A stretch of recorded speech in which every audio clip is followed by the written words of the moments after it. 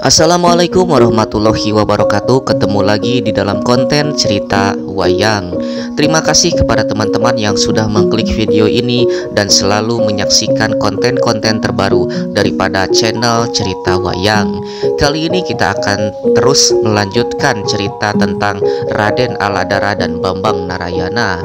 Pada video yang lalu kita sudah menceritakan tentang Raden Aladara, dan sekarang kita akan mencoba menceritakan tentang Raden Narayana. Bagaimana ceritanya? Mari kita saksikan bersama-sama. Cerita akan kita mulai yaitu di pertapan Widara Kandang. Raden Narayana yang sedang khusyuk bertapa tiba-tiba dibangunkan oleh sebuah suara. Suara tersebut ternyata berasal dari sebuah cahaya, yang ternyata cahaya itu adalah awatara kewisnuan yang memberikan perintah kepada Raden Narayana. Raden Narayana diperintahkan untuk menyempurnakan tugas kewisnuannya, dan yang pertama adalah dia diminta untuk membasmi keserakahan daripada Prabu Kangsadewa. Namun sebelum itu Narayana diminta untuk menikahi Batari Pertiwi, yaitu di Sabta Pertala, karena Batari Pertiwi adalah merupakan titisan atau reinkarnasi daripada Dewi Sri. Dewi Sri adalah merupakan istri daripada Batara Wisnu, sedangkan Raden Narayana adalah titisan dari Batara Wisnu itu sendiri. Lalu kemudian Narayana pun pergi ke keraton Sabta Pertala demi menemui Dewi Pertiwi dan kemudian akan menikahinya. Dan diceritakan di Sabta Pertala sendiri, Narayana pun langsung menemui sang ratu yaitu Dewi Pertiwi. Kepada Dewi Pertiwi kemudian Narayana pun melamar dan menikahinya. Narayana pun menetap beberapa waktu di Sabta Pertala, dan dari perkawinan Narayana dengan Dewi Pertiwi akan menghasilkan seorang anak yang nantinya akan diberi nama Sutija. Dan setelah dari Sabta Pertala, Narayana pun melanjutkan perjalanan. Kemudian cerita berpindah yaitu di Padepokan Uttarayana Gopa. Sang Narayana kemudian berniat untuk berpamitan kepada sang guru yaitu Resi Padmanaba. Narayana berpamitan dan meminta sebuah wejangan dari sang guru, yaitu untuk menjalankan tugas kewisnuan. Tugas yang diberikan selanjutnya kepada Narayana adalah menumpas Kangsadewa yang sudah menjajah negaranya, yaitu negara Mandura. Kemudian sang Resi Padmanaba pun tentu saja memberikan restu kepada Raden Narayana dan kemudian memberikan pusaka-pusaka kepada Raden Narayana.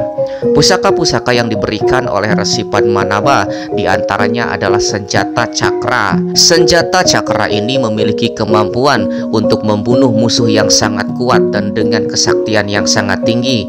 Dan juga senjata cakra ini juga bisa membongkar sebuah penyamaran dan mengubah wujudnya menjadi wujud yang sebenarnya.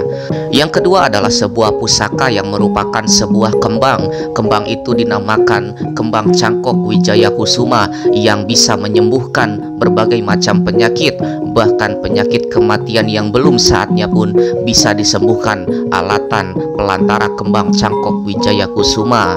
Itulah mengapa sang resi dinamakan Resi Padmanaba, yang dimana artinya adalah Padma itu kembang dan Naba itu adalah wadah, atau juga bisa diartikan yang memiliki sebuah bunga.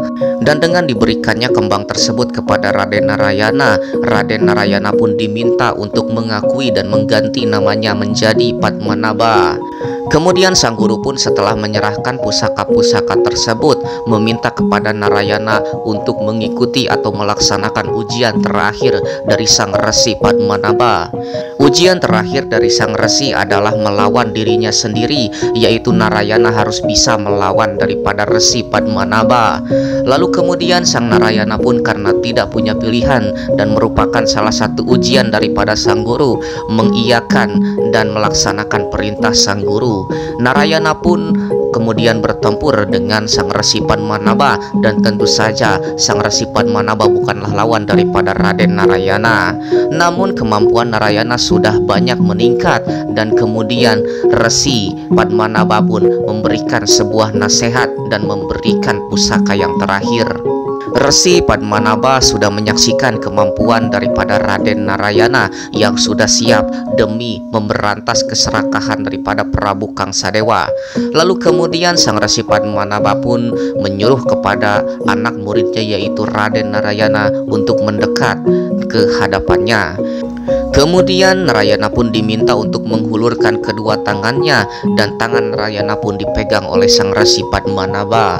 Resi Padmanaba kemudian mengalirkan sebuah ilmu atau ajian kepada sang Narayana. Ajian tersebut adalah ajian Tiwikrama yang sebelumnya dimiliki oleh Resi Padmanaba. Ajian Tiwikrama kemudian berpindah kepada Raden Narayana. Kemudian Narayana pun serentak menjadi sebuah raksasa yang sangat besar. Ajian Tiwikrama adalah ajian yang bisa merubah dirinya menjadi sebuah raksasa yang sangat besar.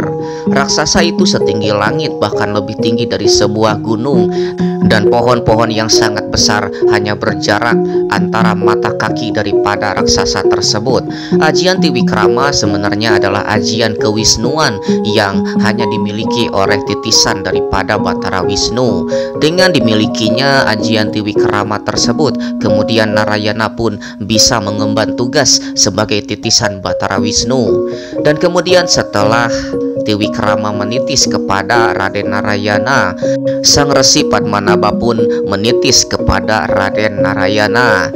Dan disitulah kemudian Raden Narayana mulai meneruskan perjalanan demi kembali ke Widara Kandang untuk mengalahkan Kangsadewa. Narayana bermaksud kembali ke Widara Kandang untuk menemui sang kakak yaitu Raden Aladara yang sudah dipersiapkan untuk menghadapi Kangsadewa. Mereka berdua akan menghadapi Kangsadewa dan merebut kembali kerajaan ayahnya. Lalu kemudian Narayana pun melanjutkan perjalanannya. Kemudian di tengah perjalanan, tepatnya di dalam hutan, Raden Narayana secara tidak sengaja bertemu dengan seseorang. Setelah dihampiri, ternyata seseorang itu adalah merupakan wujud wanara atau seekor kera yang bisa berbicara. Kera itu kemudian mengaku dan memperkenalkan namanya sebagai Kapi Jemawan. Kapi Jemawan tentu saja wanara yang kita kenal dari cerita Ramayana. Kapi Jemawan masih hidup sampai sekarang dan telah menjadi seorang resi dan memiliki seorang anak. Anak tersebutlah yang membuat Kapi Jemawan keluar ke sana kemari demi mencari apa yang diinginkan oleh sang anak.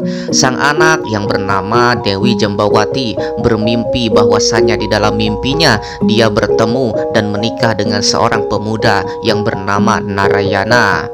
Kemudian alatan mimpi tersebut, sang Kapi Jemawan karena terlalu sayang kepada sang anak mencari ke sana kemari seseorang yang bernama Raden Narayana.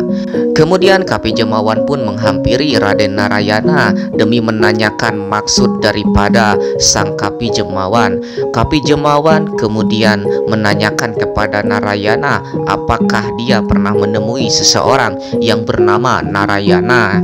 Tentu saja Narayana sangat kaget karena Kapi Jemawan sedang mencari dirinya, dan kemudian Narayana pun mengakui dirinya sebagai Narayana. Dan juga Narayana mengakui dirinya bahwa dia adalah Padmanaba selain daripada bernama Narayana. Tentu saja sang Kapi Jemawan sangat kaget. Yang pertama adalah dia berhasil menemukan Raden Narayana, dan yang kedua adalah pemuda ini mengaku sebagai Padmanaba. Kemudian yang pertama Kapi Jemawan menanyakan bagaimana dia bisa mengaku sebagai Padmanaba sedangkan Padmanaba adalah teman sang Kapi Jemawan sebagai seorang resi. Kemudian Narayana pun menjelaskan bahwasanya Padmanaba telah mukswa dan menitis kepada dirinya.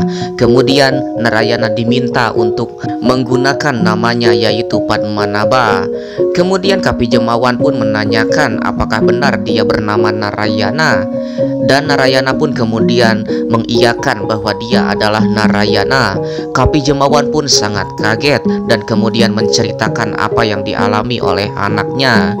Kemudian Kapi Jemawan pun meminta kepada Narayana untuk menemui sang anak dan meminta Narayana untuk menikahi anaknya. Narayana tentu saja awalnya tidak mau untuk dinikahkan kepada anak Kapi Jemawan karena melihat bahwa Kapi Jemawan adalah seekor kera. Kemudian karena Kapi Jemawan sangat memaksa, mereka pun bertarung satu sama lain. Kemudian tentu saja karena Narayana adalah seorang pemuda, Kapi Jemawan pun kalah. Kapi Jemawan pun tidak habis akal, kemudian menggunakan sebuah ajian yang bernama ajian sirep, yang dimana bisa membuat Raden Narayana tertidur. Dan setelah ajian itu dilancarkan, kemudian Narayana pun tertidur sangat pulas. Narayana yang tertidur kemudian dibawa oleh Kapi Jemawan menuju ke tempat dia dan putrinya berada. Dan setelah bangun, kemudian Raden Narayana pun merasa sangat kaget karena telah tiba di sebuah tempat yang tidak dia kenali. Walaupun tempat itu sangat indah, sang Raden Narayana pun merasa tidak nyaman karena sudah dipaksa datang oleh sang Kapi Jemawan. Namun kemudian Kapi Jemawan pun berkali-kali meminta kepada Raden Narayana untuk menikahi anaknya. Raden Narayana yang bersikukuh tidak mau menikahi sang anak, kemudian tetap menolak dan berniat untuk segera pergi. Namun ketika sang Dewi Jembawati datang ke hadapan Raden Narayana, seketika Narayana pun tidak bisa berkata-kata. Kecantikan daripada Dewi Jembawati berhasil mengalihkan pandangan daripada Raden Narayana, dan kemudian cinta pun tumbuh di dalam diri Narayana. Seketika itu pula Raden Narayana berubah pikiran dan mau dinikahkan dengan Dewi Jembawati, dan kemudian mereka pun dinikahkan oleh Kapi Jemawan. Kemudian Raden Narayana pun berniat untuk melanjutkan perjalanannya menuju ke Widara Kandang demi menemui sang kakak. Mereka berdua hendak melanjutkan perjuangan demi memberantas keserakahan daripada Prabu Kangsadewa. Kemudian Kapi Jemawan pun memberikan restu kepada Narayana untuk pergi melawan Kangsadewa. Namun sebelum pergi, Narayana pun dibekali oleh Kapi Jemawan sebuah pusaka, yaitu Ogan Sengkala Lopian. Pusaka ini bisa melihat hal yang belum terjadi di masa lalu dan di masa kini atau yang sedang terjadi. Kemudian Narayana pun mengambil pusaka tersebut dan melakukan perjalanan kembali demi memberantas daripada keserakahan Prabu Kangsadewa. Dan begitulah perjalanan Raden Narayana demi mempersiapkan diri untuk menghadapi Kangsadewa. Kemudian di dalam cerita selanjutnya kita akan menyaksikan Raden Narayana bertemu dengan sang kakak, yaitu Raden Aladara, dan mempersatukan kekuatan demi menghadapi Kangsadewa. Terima kasih kepada teman-teman yang sudah menyaksikan video ini dari awal sampai akhir, dan terus berikan dukungan kepada channel ini dengan ketik tombol like, subscribe, serta komen, dan bagikan video ini sebanyak-banyaknya. Sampai jumpa di video selanjutnya. Sampai jumpa.